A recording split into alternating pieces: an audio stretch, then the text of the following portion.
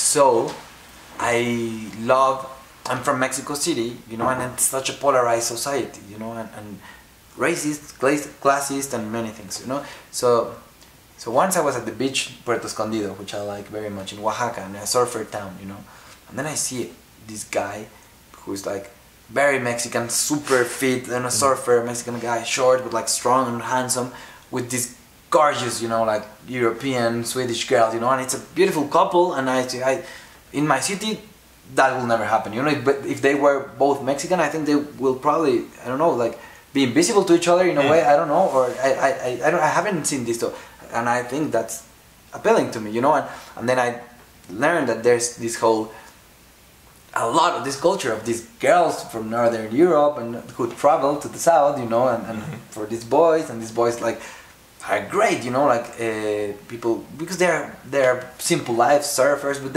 and there's a lot of prejudice against them too, but they speak many languages, they have traveled the world because of the people they know, and they are amazing. So I made this documentary called like local warming as opposed to global warming, because they are very proud to be local in that little town, beach town, Puerto Escondido. So this documentary, which you can find online, has a very like narrator saying like reflections on life, on evolution of like sex rules, you know, and yeah, and it's very photographic. It's all slow motion. I think I like it a lot. It's my first documentary that got like released actually for television. We went to many festivals. We had chance to win some prizes. It's very experimental in a way. Right. Yeah. Well, it seems like so many people are interested in our globalized society of this interplay of cultures and languages. Now that you've made a feature film in both English and Spanish, do you have plans or preferences as far as like your next feature project? Will that be in English? Will it be in Spanish? Will it be in another language entirely? Or will be in New York. Okay. I think it's English, Spanish, and Chinese. Chinese. Okay. Yeah. Yeah, it's a story, again, I think fish out of the water, but it has to do with Mexico, and it's in New York, you know, it's a portrait of my emotions in New York, but of course exaggerated, and I created the story around that, like in REZETA, but no, it's not in my world now, fascinated by another world, and some, I don't know, I'm having a hard time with New York sometimes, you know, it's very tough, and also I'm sometimes sad about the way, you know, like the system goes so fast, and it's like counterculture, you know, or countercultural movements are less and less like spontaneous and genuine, and they get swallowed up by the mainstream. Yeah, so I'm creating a movie around that. I already written a first draft, you know, and I'm trying to get it produced, but it's hard because it's in New York. So if I apply for Mexican funds, you know, but it's about Mexicans in New York with like this cultural and diversity, you know, thing.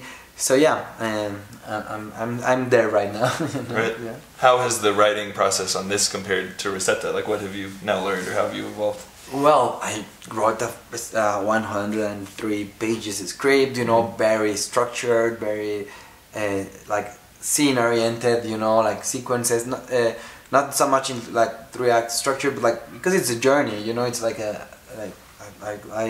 read the Odyssey, and I was like very interested, you know, in my character. It's called Ulysses, right? So, and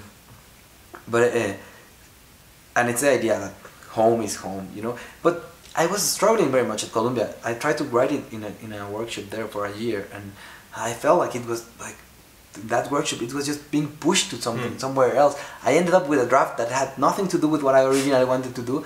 I took some distance. I was like traveling with REZETA, and then I reread it, and it's like, this is not what I want to do. What happened to me like this year? So then I went alone on my own, rewrote one first draft. I like it very much. I felt like it was very structured, and I've given it to some people, and they're like, oh, it reminds me a lot of REZETA, which is funny because I felt like I wrote it completely different. Right? Yeah, but then I wrote it as prose for a contest in Mexico, and it was an argument, like a treatment contest, you know. And I wrote it in prose as if it was kind of like in the voice of my character. My character comes from Monterrey, and it won the first prize. So it was going to be published now, and So I hope that helps into developing. Yeah. So technically, it will be now adapted from a short story by you. Okay, right. So it was first it was the script, you know, right. like kind of some kind of draft. Then there was this contest of a short story, you know, and so I adapted the script to the short story, and then I discovered many things while adapting it in prose, you know. And then which allows you to go into like the interior worlds of the characters. And you were mentioning something before that was really interesting. Like you cannot re-engineer, you know, like the back engineer the process, you know. So I've talked to many directors that the way they write. I had the opportunity of once interview Mike Lee or watch an interview with him and how he approaches writing, you know, and other than just like follow structure in the first draft, maybe you have to do like many other sketches, you know, like. I think more and more we're visual and like multi-referential, you know, so it's harder to just like stick with the structure like from the get-go, right? So in my case, I wrote this first draft, and then when I was narrating it in prose, or when I would pitch it, I would rediscover things that then it would be hard to translate into structure terms, you know. But then you aren't encumbered by like, oh, this scene has to be in the movie. Exactly. Yeah. Yeah, you don't know exactly what it is, you know, in terms of structure. And you're allowed to go in that direction. Yeah, right. Or I have a conversation with someone, I'm telling him about my movie, and he tells me something, and out of that conversation, there a great scene can be born, but it doesn't fit in this structure. Right. So, but I love it, so it must be there, you know. So, yeah, I'll have to try that sometime because they say, you know, if you want to work out a lot of the structural kinks, then do, you know, this very detailed treatment. You know, 12 to 20 page. And I've never found that fun because then it's like, oh, you're just describing the scenes and there's no like poetry to it. But actually, essentially doing the novelization of the film first. I think that's a brilliant idea. Yeah, for me, I mean, I found it, you know, I wanted to apply to this contest, you know, and I found that it was so useful, you know, like I discovered so many things when my character is talking and when he's not, and that was not very clear in the script, you know. Well, so given now the options for indie film have never been greater, even if one film doesn't get theatrical distribution per se, there's now VOD, there's now, you know, you can have it on iTunes or any sort of, you know, where someone can go online now.